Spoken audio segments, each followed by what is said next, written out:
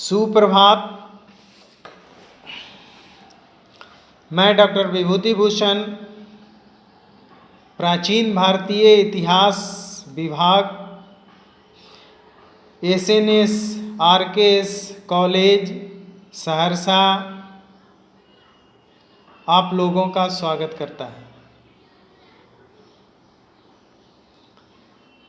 मैं पिछले व्याख्यान में गुप्त शासक चंद्रगुप्त प्रथम के बारे में बता रहा था। इसकी एक उपलब्धि गुप्त संवत की स्थापना करना भी है।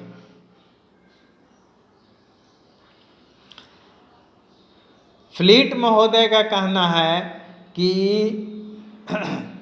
गुप्त संवत चंद्रगुप्त प्रथम गुप्त संवत की स्थापना 319-20 में की होगी, जब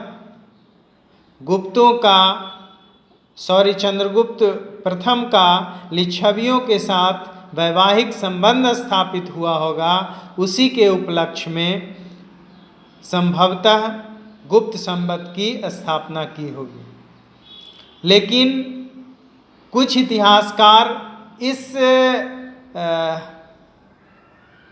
मत के पक्ष में नहीं हैं कि गुप्त संवत की स्थापना 319-20 में ही हुई होगी। वो गुप्त संवत की स्थापना 275 ईस्वी के आसपास का समय मानते हैं। लेकिन कुछ तथ्यों के आधार पे इतिहासकार अंतिम रूप से इस नतीजे पे पहुँचे हैं कि चंद्रगुप्त प्रथम ने जो संवत की स्थापना की थी वो संभवतः 319 ईस्वी ही है, क्योंकि एक जैन साहित्य में वर्णन मिलता है कि मालवा का शासक विक्रमादित्य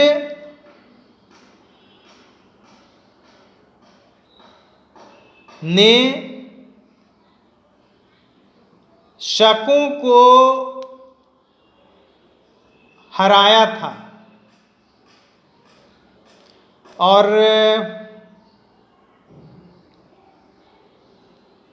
इसी हराने के उपलक्ष्य में विक्रमादित्य ने विक्रम संवत की स्थापना की थी।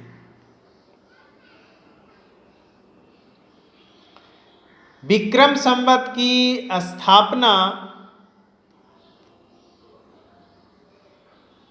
और महावीर के परिनिर्वाण के बीच का अंतर करीब 470 वर्ष का है।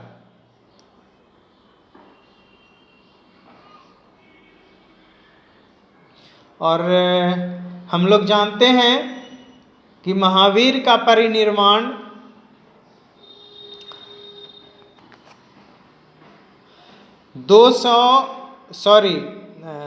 527 ईसा पूर्व में हुआ था। तो इस हिसाब से 527 माइनस 470 इक्वल टू 57 ईसा पूर्व में विक्रम संवत की स्थापना की गई थी। अर्थात 527 ईसा पूर्व में महावीर का महापरिनिर्वाण हुआ था और महापरिनिर्वाण और विक्रम संवत की स्थापना के बीच का जो समय था, अवधि था, वो 470 वर्ष था। तो चूंकि ईसा पूर्व का ये कार्यकाल है, इसलिए 527 में 470 वर्ष का जो अंतर है उसको घटा लेंगे तो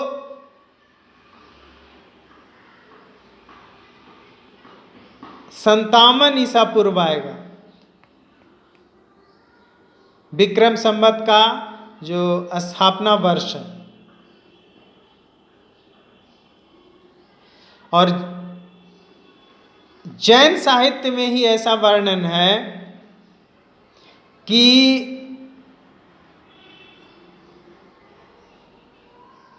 विक्रमादित्य के उत्तराधिकारियों को 135वें वर्ष में शकों ने हराया था। यानी कि विक्रमादित्य का जो समय था उसके 135वें वर्ष में उसके उत्तराधिकारी को शक फिर से दोबारा हराया। और उसी हराने के उपलक्ष्य में शकों ने एक संवत की स्थापना की जिसे शक संवत कहा जाता है।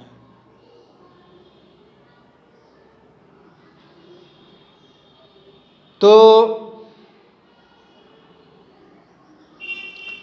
यहाँ पे ध्यान देने वाली बात है कि विक्रम संवत की स्थापना 57 ईसा पूर्व में हुई थी और इसके 135वें वर्ष में शकों ने विक्रमादित्य के उत्तराधिकारियों को फिर से हराया था।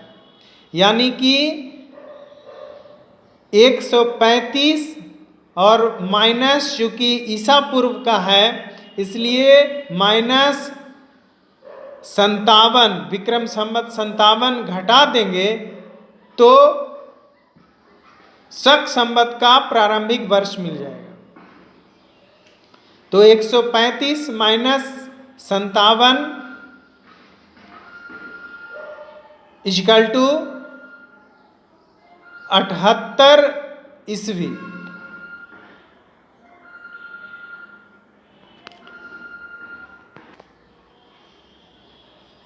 यानी कि गुप्त संवत की स्थापना 78 ईस्वी सन में, शक संवत की स्थापना 78 ईस्वी सन में की गई थी।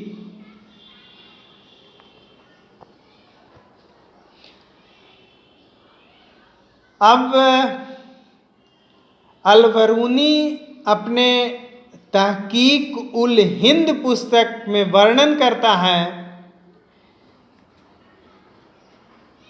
कि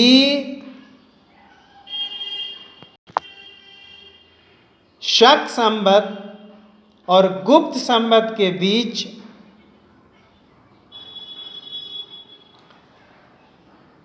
241 वर्षों का अंतर है।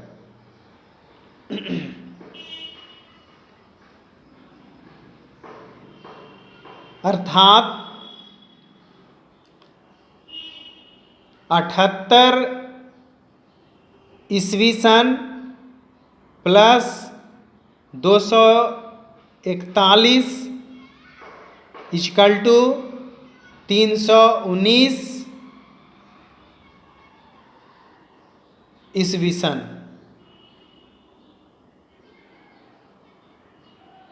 अर्थात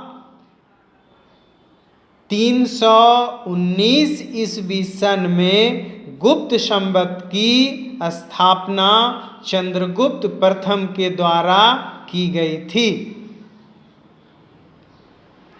क्योंकि अल-बरूनी ने भी अपनी पुस्तक में कहा है कि शक संवत और गुप्त संवत के बीच का जो अंतर है वो 241 वर्ष है।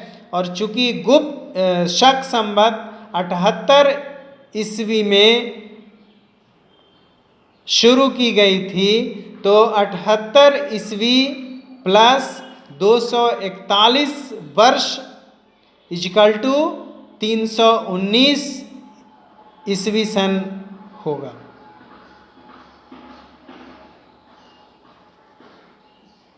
इस प्रकार चंद्रगुप्त प्रथम ने 319 ईस्वी सन में गुप्त संवत की स्थापना की थी।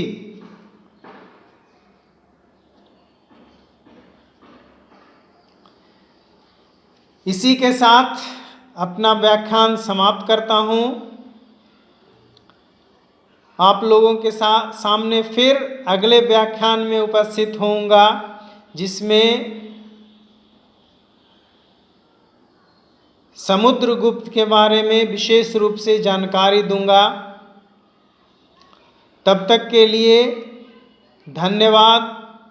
जय हिंद, जय भारत।